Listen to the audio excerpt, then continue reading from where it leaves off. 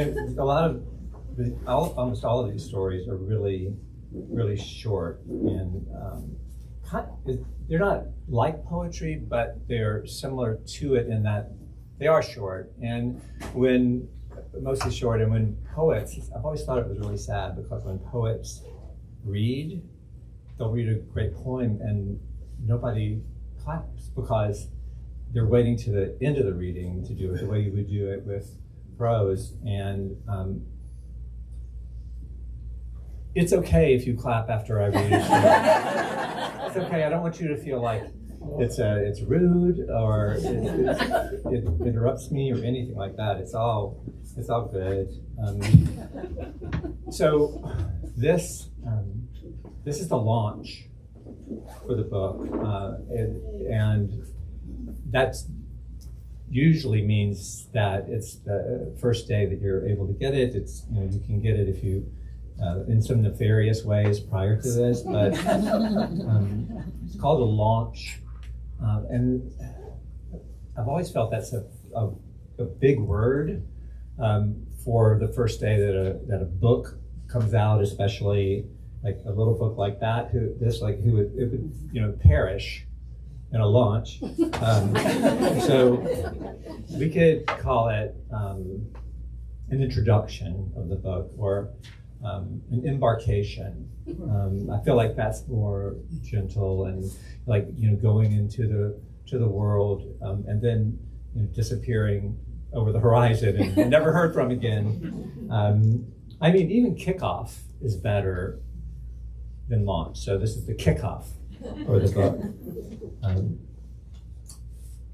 Normally, I don't have notes or have notes in a fancy folder like this, but I've been on a different time zone for a couple of weeks, and I really don't know where I am.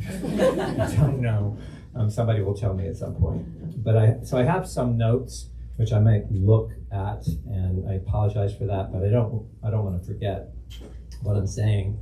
I'm so happy. I can't tell you how happy I am to be here. I never have said this before in a reading, because it doesn't reflect well on the writer always, I think, but I love this book. I really love this book.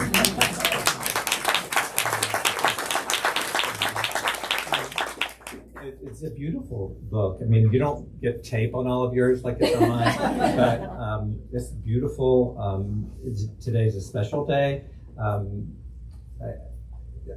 There are a lot of reasons why I love it. One is I love the cover. My daughter did the cover. And Bull City Press, amazing miracle that they exist. I got to work with them, actually. Ross White, who is the, I don't know what to call him, a guiding spirit, owner, director. He and I just worked together on this book, and working on a book like that is rare. You don't usually get to do it. So it's made by us, and even we talked about how big it's going to be, and it is the perfect size. We actually researched that and came up with this dimension. So anyway, and also he's my boss, so I've got to say some nice things. But there will be a peaceful transfer of power later. Looking forward to.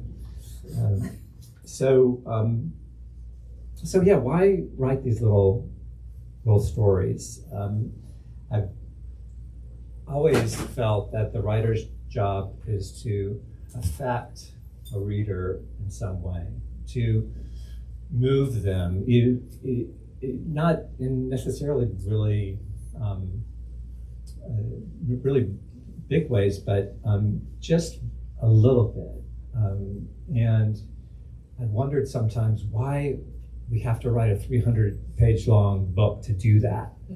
It can be done just as easily, and sometimes really better than it's done in a baggy old novel. I came from business the business world before I started writing, and one word that I heard a lot, and a lot of people, I guess, who do that can hear a lot, is inventory. They're always talking about inventory. We have enough inventory. We need to get our inventory up. And so when I started writing, I thought about it in those terms, like I've got to have inventory. I've got to have more, I've got to have pages, I've got to have words. And I remember the first story I wrote that was 20 pages long. That was so substantial. That was such great inventory. And it felt like so much when it was, but I typed it, then, and when you type on onion skin paper and then have it all in your hand, it's really kind of heavy. And I was so proud. And then I was, trying to write novels, wrote a bunch of novels, and even though they were not good, they were still inventory. I could see them on my desk there. And I love short stories, but the truth is I was always angling to write a novel and then write another novel, and they were long, kind of dreary, and they affected a reader, but not in the way that you want to affect a reader. My father, I don't want to say he read one of my books, but he looked at one of them, and he said, "You're not really setting the world on fire." And it's kind of true. It's kind of true. The truth can hurt, but yeah. And so I started writing these little flash fictions and or sudden fictions, fast fiction, a micro story. They're called postcard fiction. A nano tale, which sounds really dismissive. I call it Big Bang. Sometimes I call it Big Bang fiction. Has not caught on yet, but it's, if you think of it in terms of a story that takes place in the beginning of the universe and stops before everything else happens. You don't have to go to all the trouble of recounting billions of years of evolution. It's just that suggestive moment, and then you're done. It's more song than symphony, more a tap on the shoulder than a punch in the gut. But I'll read one. So are we done? I mean, have I already read through all the time? We've got many of these stories, by the way, were previously published by Ross in this beautiful little, I don't even know what to call it, little booklet that's like this big, and it's called Inch, and it's a remarkable thing. Ross, do you still do that? You still do Inch? Okay. Haven't called me about being in it, that's fine. You researched the dimensions of that book so perfectly. Okay, yeah, thank you. So this is one that Ross did publish called How to Build a Coffin. Building a coffin is a demanding but satisfying project for the ambitious carpenter to undertake, and entails a number of skills, including edging, corner joinery, trim, and finishing. You don't have to be an expert carpenter, but the more experience you have, the stronger the coffin will be. The last thing you want is for the coffin to fall apart. 94 pounds may not seem like a lot, but if the corner joinery is weak, you can bet on disaster. You can bet on catastrophe. Better safe than sorry, as my wife would say. Choosing the wood. Hardwood veneered plywood is made of thin slices of hardwood, including oak, birch, maple ash, or cherry, that are factory glued to a soft plywood substrate. You can buy this at any lumber store. Depending on the time of year, it may have to be special ordered, so it's a good idea to start the process a week or two before you're actually going to need it. You may find this difficult. Building a coffin while its future occupant is still alive prevents a number of questions, among them being, "You're not God. How do you know for sure she's going to die? Well, just look at her. She weighs 94 pounds. You think she's going to live? You hope so, sure, but hope was something you gave up last month. So the most productive thing you can do now is build a coffin. It's a good and practical distraction. Just hope she doesn't hear you hammering. Corner joinery. I know I'm a broken record when it comes to corner joinery, but it's by far the most important part of this project. You can use fluted dowels or plug-covered screws. Screws are especially attractive for 3 reasons. They don't demand special equipment. They act as their own clamps by drawing the sides and ends together, and they are ideal for caskets destined to be shipped long distances. If, for instance, the future occupant insists on being buried in a plot in California beside her mother and father, even if she moved to North Carolina years before, following her husband who could find work nowhere else. One thing to take into consideration here is if this decision, this desire to be buried so far, far away was made under duress, or if her mind was muddled by medication, or maybe the chemo. In those instances, it should fall to the husband to decide, regardless of what other family members might think. But just in case, use the screws. Trim and finishing. Moldings make an enormous difference to the look of any do-it-yourself casket. As a general rule, put the larger moldings along the bottom, smaller moldings around the lid. Personalizing your coffin, of course, is one big advantage to the handmade option. Create a design. Carve her initials on the side. You could add custom cushions to the interior, or maybe just wrap a favorite quilt around some bed pillows. Are you really going to keep those pillows anyway?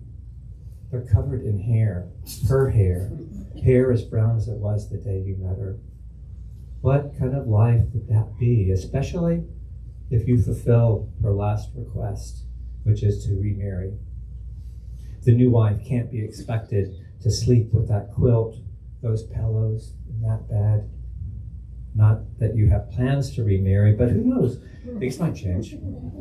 Things will change. That's the thing about things. Change is all they do. Summary. That about covers it. Following these instructions will ensure your coffin will be the best possible coffin you could build, a box you can be proud of, or a box of which you can be proud. For those of you, like her, whose goal in life it was never to end a sentence with a preposition. I don't mean that. She had other goals, many, among them to be kind, to love me with all her heart, to live a longer life. But what can you do? Nothing, it turns out. You can't do anything, so you might as well build her a coffin. In a way, it's like holding her forever. Like that, but not that. Nothing is like that. Nothing, nothing, nothing. That's the first one.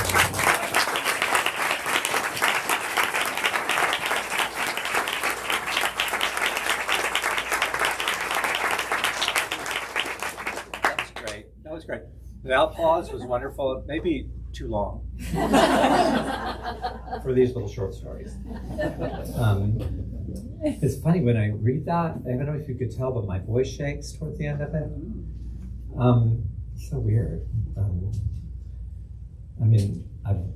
I wrote the story even, it's all made up. There's nobody that it's about, but I made it all up.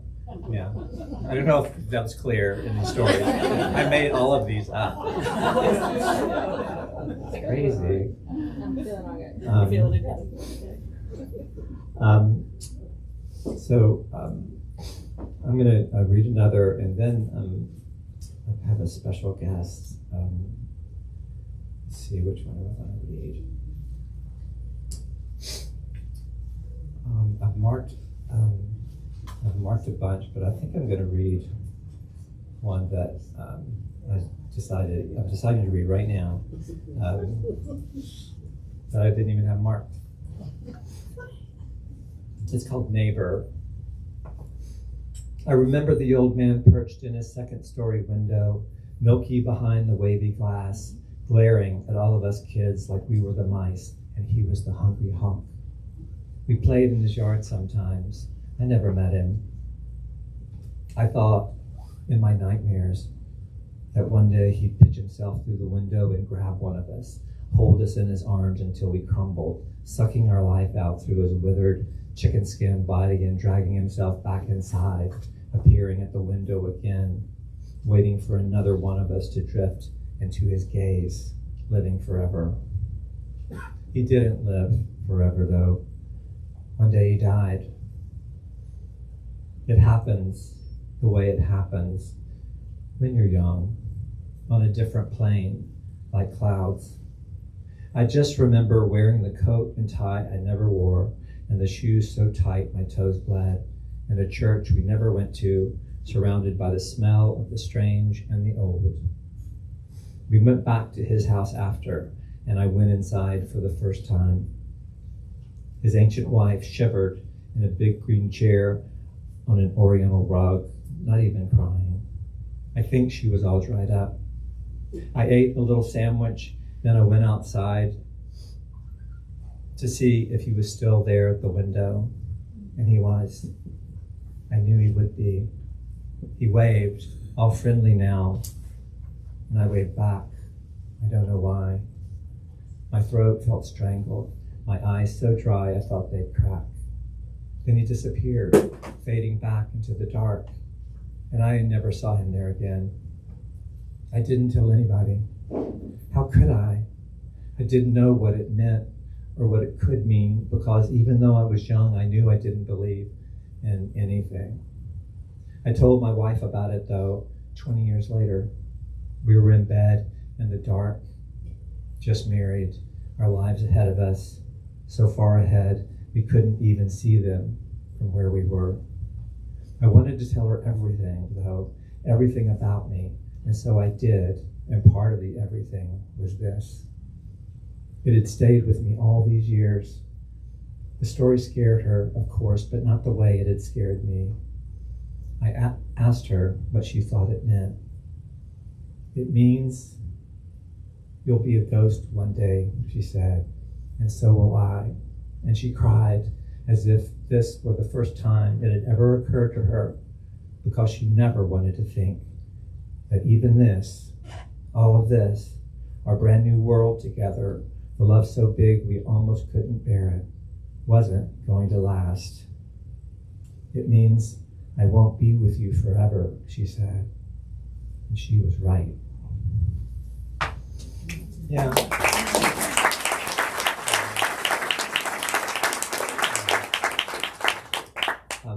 So I wanted to bring a couple of friends up here who have been really important to me personally, and as far as this book is concerned, really important. Gabby Caresi works with me at UNC. She's a poet, of course, and a reader of me, of my stuff, is always there. But also it's just her being in the world and the way she is and the things she does and the things she writes. It's really inspirational, and you need those lights to follow as a writer. And so I thought I would be really, really proud and happy if she would come up and read one of my stories. Gabby Cabaret.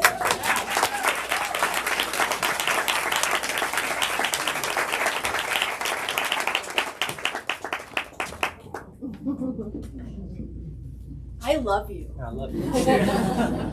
Thank you for doing this.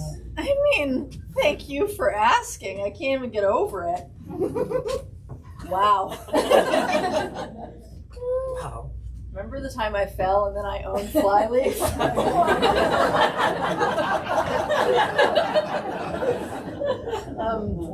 I could not be more excited. We're so lucky. Daniel Wallace.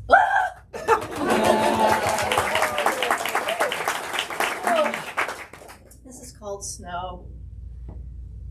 The last time I saw my mother, she was digging through the snow after my little brother, who had disappeared into a drift. This happened a lot, brother disappearing into the snow, but there was nothing we could do. Samuel was a fast one, and if you tried to catch him, he'd laugh in your face, and before you knew it, he'd lose you in the brambles or the moss, or in this case, it being winter, the snow. People said it drove Mom half crazy, but the truth is it drove her crazy all the way. It's like this. For the last year or so, she'd been shooting at squirrels with a straw and a handful of dried chickpeas. She was a pretty good shot, too. She blinded one of them. But her dream of a stew in which there was a squirrel never materialized. She thought of little else all day long, and on that day as well, squirrels, squirrels, squirrels, until Samuel disappeared into the snow, and she had to find him. He was but 7 years old to my 17. Come help me find your brother, she'd call to me. But I'd learned my lesson. I wasn't going to give him the pleasure. I'd be out there up to my jaw in snow, and he'd call to us from the fiery warmth of the house, waving and cackling like the imp he was. Forget about him, I called out to her. He'll be back. But she could never forget about little Samuel, who was named after our good-for-nothing, horse-thieving father, the devil take him. My mother dug, and I watched from the porch, blowing on my hands to keep off the frost. Then it was all, Samuel, I see you, you little scamp. And into the snow she dove. And all was silence. The winter world allowed not a sound. Mom? I said, cautious at first. Didn't want to get overwrought unless it was called for. Mom? Mom? And I stood and I looked out at the beautiful white snow blanket that had only moments before been like the ocean and its waves. And they were the things Mom was diving into, and now all it was a white shroud of cold. I ran out into the awful snow, running, almost jumping, because as soft as it was, running through it was like running in a dream. Where was Mom? Where was Samuel? I had seen where she was last, but by the time I got to where I thought it was, that place had been all covered over by falling snow. And so I wasn't sure whether this was the spot or not, because it was all a field of white, and it all seemed to go on and on forever. Of course, that's when I heard him. Hey, he said. He was on the porch, all wrapped up in his favorite blankie. Tell Mom I'm home and warming my feet by the fire. And he cackled a bit the way he did. The sun was going down. Soon night would fall, and it would all be as black as it was white right now. I didn't know what to do. I kicked around, hoping I might somehow discover her, half frozen, and save her life. But I didn't. I never saw her again, even after the snow thawed the next spring. It happened so fast. There was this moment when we had a mom, and then there was the next when we didn't. I was on my way out of there too, gone from that crappy shack, gone from our crappy town, tomorrow maybe the next. I saw there was a life for me out in the bright world. But that all changed. That life was gone. There was no next for me anymore without Mom. It was just me and Samuel now, forever. That's what I was thinking as Mom was out there somewhere freezing in the snow. Poor me. All I thought of was myself while my mom was turning to ice, and that's when I knew I was the worst of us all, of anybody, the very worst. So I scraped the snow off of my pants and my shoes, and I went inside. Samuel was there, all happy and warm and grinning ear to ear, having fooled her good this time. "I'm hungry," he said. "Where's dinner?" "Soon." And I picked up the straw, a handful of chickpeas. "Soon."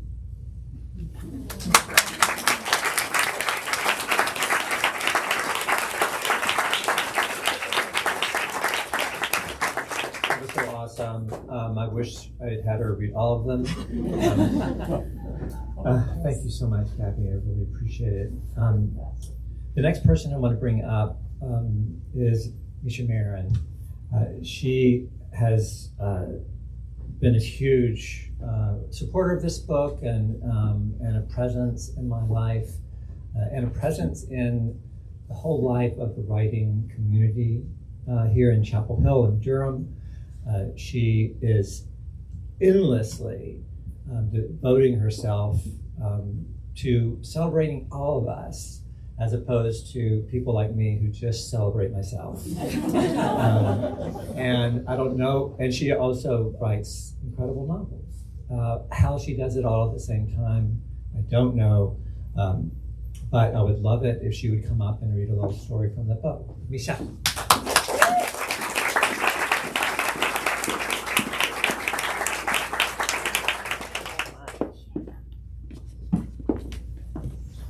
Thank you, Daniel. Thanks for inviting me. This book is so fun to read, and as someone who finds it impossible to write things that are fun to read, it makes me more than a little bit jealous.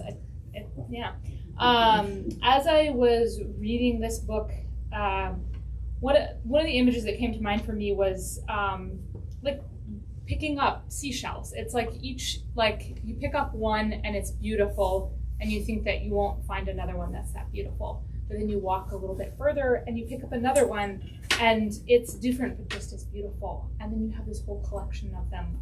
And they're small and beautifully shaped. And I also was thinking when you were talking about launch, that maybe the more appropriate kind of like image for this book coming out into the world is like when I was small, we used to make, like, we called them boats. They weren't really boats, but take bits of sycamore bark and like gently put them into the river. And I feel like we're here tonight to like gently put this book down and like have it go. So I'm going to read a story called Running, which I will find at some point. Here it is. The next morning he went for a run. He never spent the night with her before and wasn't familiar with the neighborhood, and running was the way he learned about a place. The man had done this on business trips in Iowa City, Boise, Des Moines, working for a small company selling genetically modified corn seed. He'd done it after being with other women too, not all that often, but often enough. He was 34 years old and strong with a great mane of black hair and thought he might be the freest person who had ever lived. He stretched and worked up a little sweat by sort of hopping, sort of dancing on the street corner. He glanced over his shoulder and wondered if he could see the window of her apartment, if maybe she was watching him now. He couldn't see her.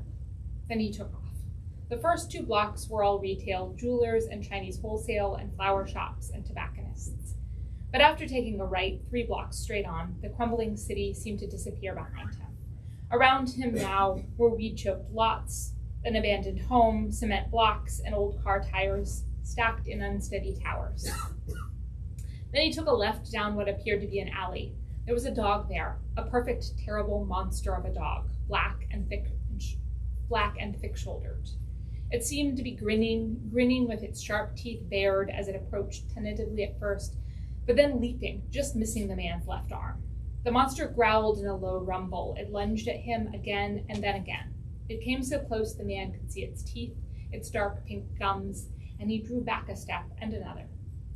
Then he remembered that an animal would see this as a sign of weakness, so when the dog came at him again, the man stood his ground and growled himself. Still the dog charged at him, so he kicked it hard, just below its right eye, and the dog retreated, but not so far that the man could get past it. The man turned and went back the way he came. He could feel his heart beating in his ears. He ran back to the city. He passed the woman's apartment building, but something made him stop and look. This time, he saw her clear as day at the high window, smiling at him broadly. It must have been the light. He could see her hair, her eyes, the curve of her cheek. He could even see her teeth. Had she been there all this time waiting for him? She waved and he lifted his hand. He saw he'd been cut, bitten. The blood ran across his palm in a shallow stream and left a rusty trail. The sight of blood made him lightheaded. Still, he took the stairs to her apartment 2 at a time and ran through the open door and surprised himself by almost falling into her arms. He showed her his hand. "Oh, baby," she said, "let me fix it." He hadn't known he needed fixing until then.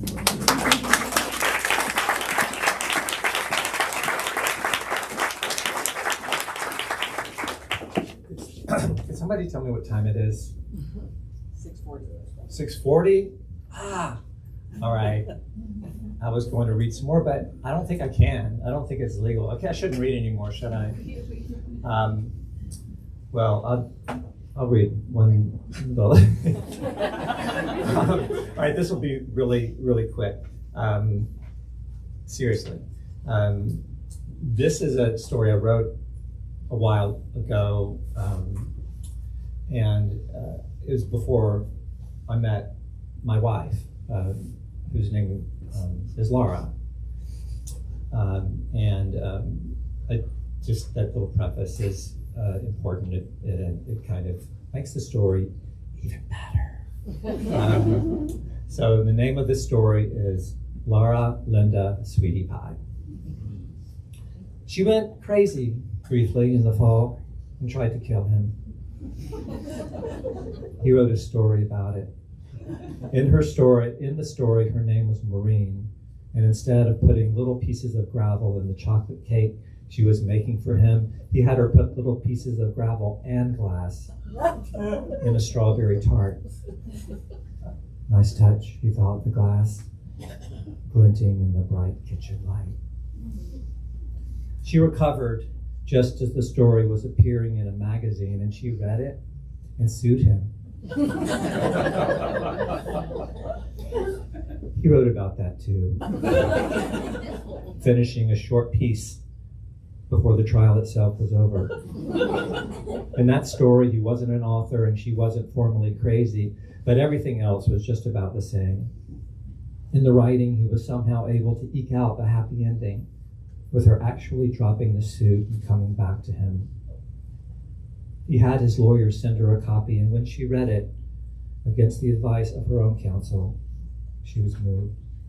She dropped the suit and went back. Her real name was Laura. In his stories, other than Maureen, it was Linda, Carol, Beth, Deirdre, and Sweetie Pie.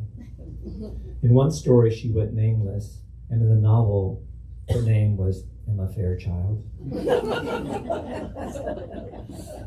But whatever the name, it was always unmistakably her. She was the star of just about everything he wrote, and when she wasn't the star, she made a cameo appearance. He gave her tiny walk-on parts, as though he were one of those nepotistic movie directors, the kind who employs his mistress and members of his family in every film he makes. But he wasn't a director. He was only a writer. Still, you knew who the red-headed girl was. When you knew that I changed that a little bit because before I met Laura, it was a golden-haired girl, which is definitely not my type. Still, you knew who the golden-haired girl was when the narrator spotted her even briefly in the supermarket, or when, out of the corner of his eye, he spied a girl with hair the color of sunshine. For a period of time, almost overnight, he became famous, but then just as quickly drifted off into a puzzling obscurity. His mother often wondered why he never wrote about her, and one day came out and asked him. He told her he was sorry and promptly wrote a story with his mother in it, although everybody could tell it wasn't his mother at all, but Laura dressed up to look like his mother. It was the best he could do. As for the woman, Laura, she loved him. She just thought he wrote too much. So we wrote about that. In this story, he changed things around so that he was a salesman who was passionately devoted to his craft, but everything else was just about true to the facts, and it won a prize. Then one day she got sick and stayed that way for a long time. It was hard, but he wrote about it indirectly. Laura was absent from his stories now, but all his characters became ill with something. They coughed a lot and took long naps. As she got sicker and sicker, so did everybody else in his other world, until finally, nobody in any of his stories ever got out of bed.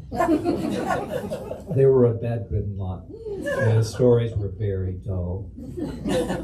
Finally, of course, she died. After the funeral, he sat down at his desk, picked up a pencil and wrote, and then one day she died. He looked at what he had written, and he didn't like it at all. She died one day, he wrote, but he didn't like that either. So he erased it all, and in a flurry of inspiration wrote, she got real sick, but all of a sudden started feeling better. That was pretty good. He had never seen her look so radiant. Oh, yes. And he lived, and she lived, and everybody lived happily ever after. But that was a story. The end.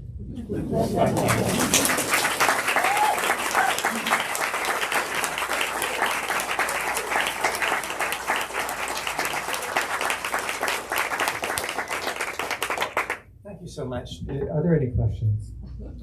No. I would love somebody to ask me something, anything. I'll Yes. ask you a question. Sure, Mike, go So ahead. you're reading and you get emotional reading. Uh-huh. And so I'm trying to dissect out in my mind.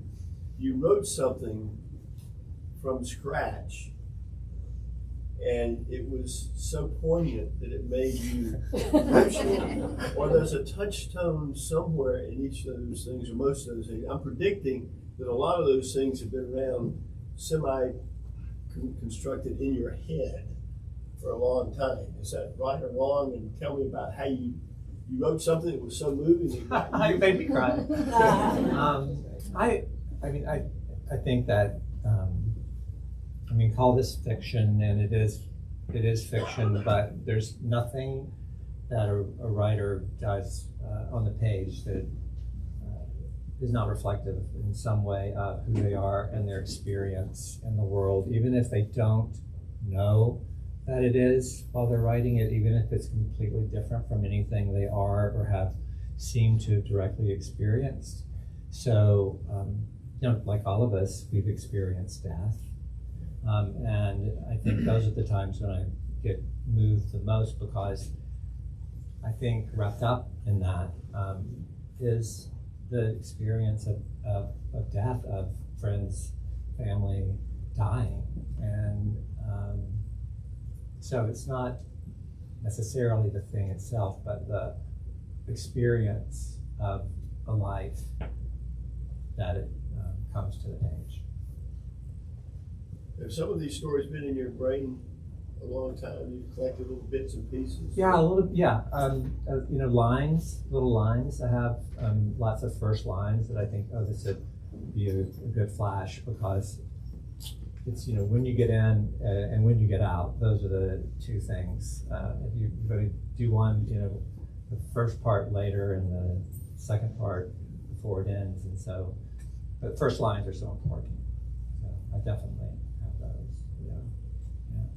Yeah. So I agree with you. These are the perfect length. They're like little bonbons. The bonbons. And you really can't stop. You have one, and then you want to see what flavor the other one is, and you keep going. So they really are the perfect length. And I know you wrote these. You collected them. You didn't write them all at the same time. But did you? When you were choosing them, and they're not all dramatic. Right. Most of them are, but not all.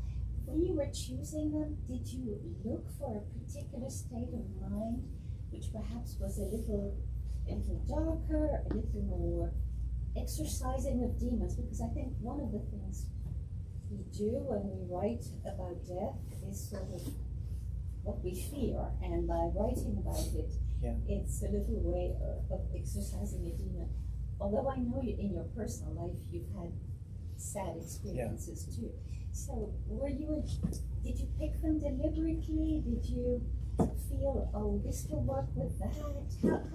How was the process? Yeah, so the question was, what's the process of putting together a book like this, and how you choose between the stories, because there were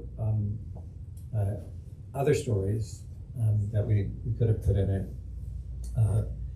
So we tried to balance it in a way.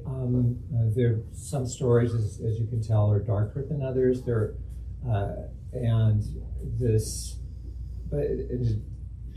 Touching on the other observation,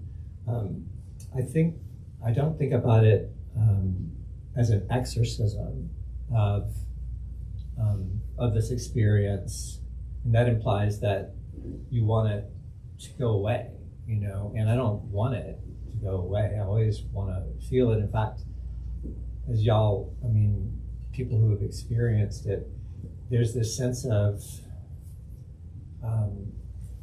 forlorn kind of guilt when you do start to live a normal-ish life, and you forget what the person who's no longer there to experience it the way you are. So I never want to forget, but we have so much going on in our minds and our hearts that I don't think it's hard for me, at any rate, to make sense of what's in my head, and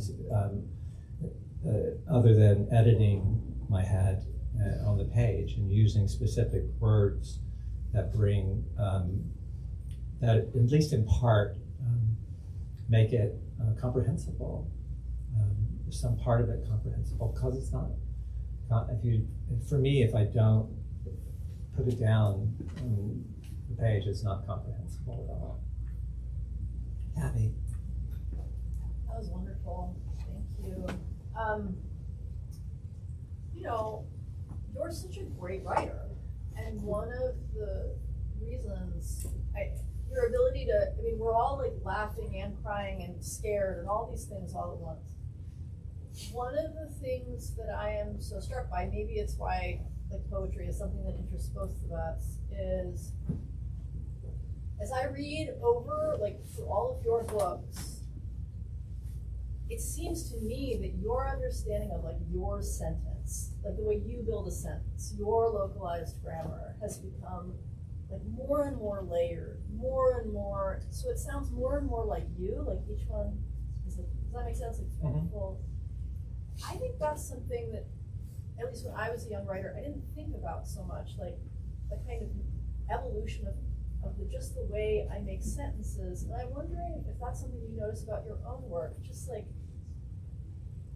what has it been to learn to write over the course of your career? Does that make sense? Because your sentences in this book, they're just extraordinary.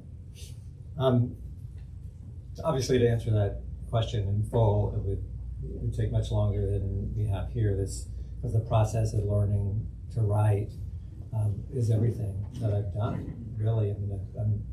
How I've devoted my life. And really, until I became a teacher, that was all I did.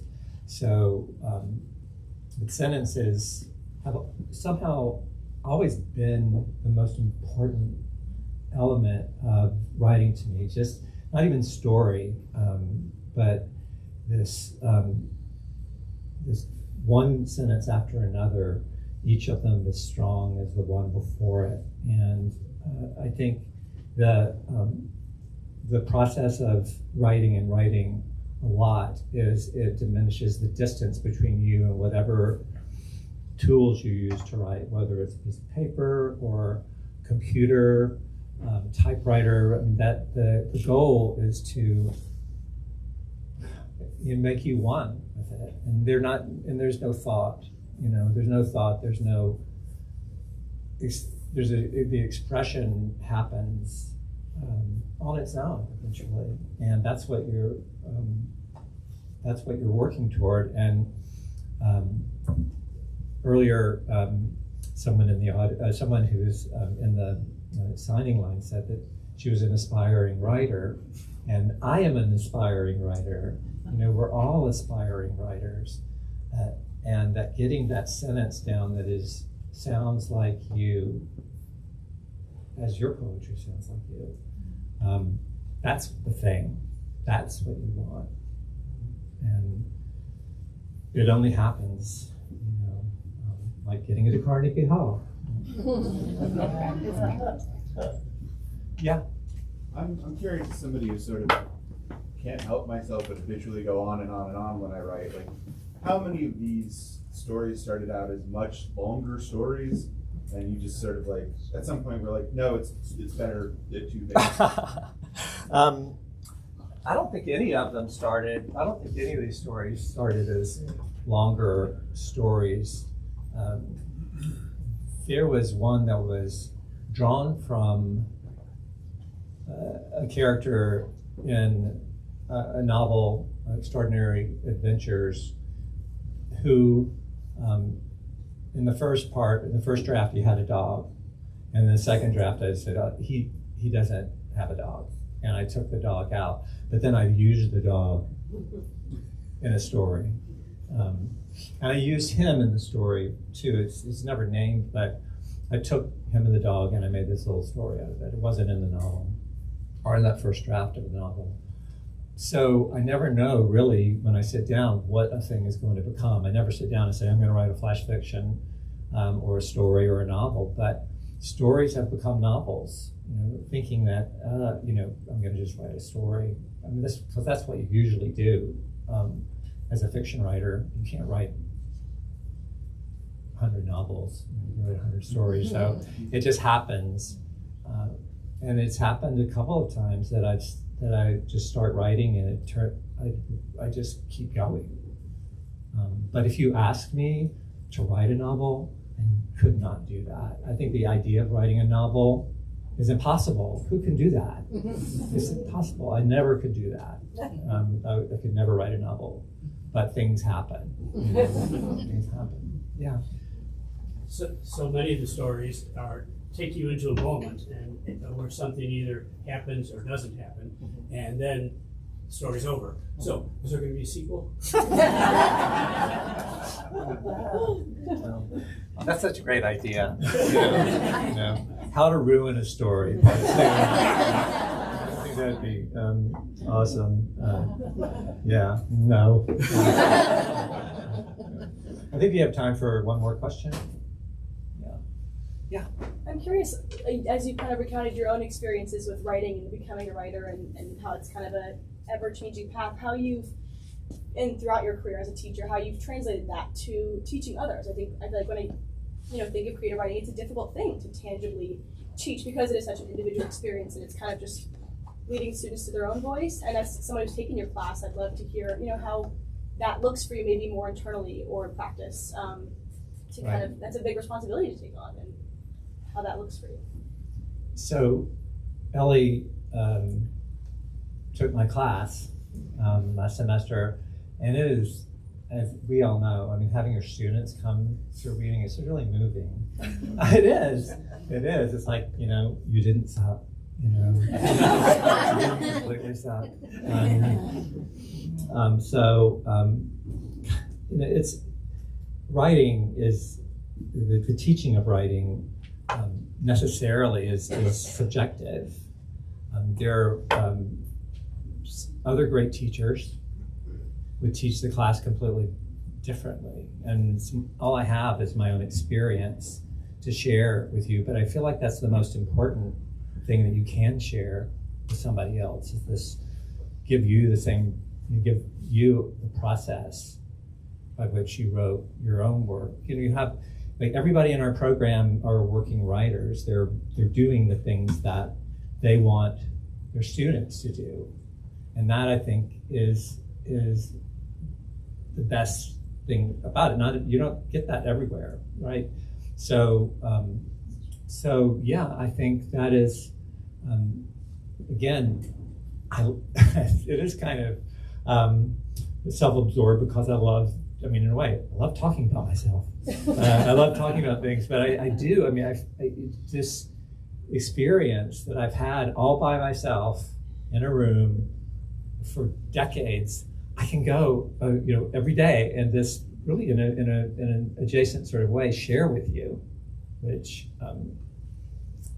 So if you just do what I tell you to do, just do that. And you'll be here one day. Thank you very much.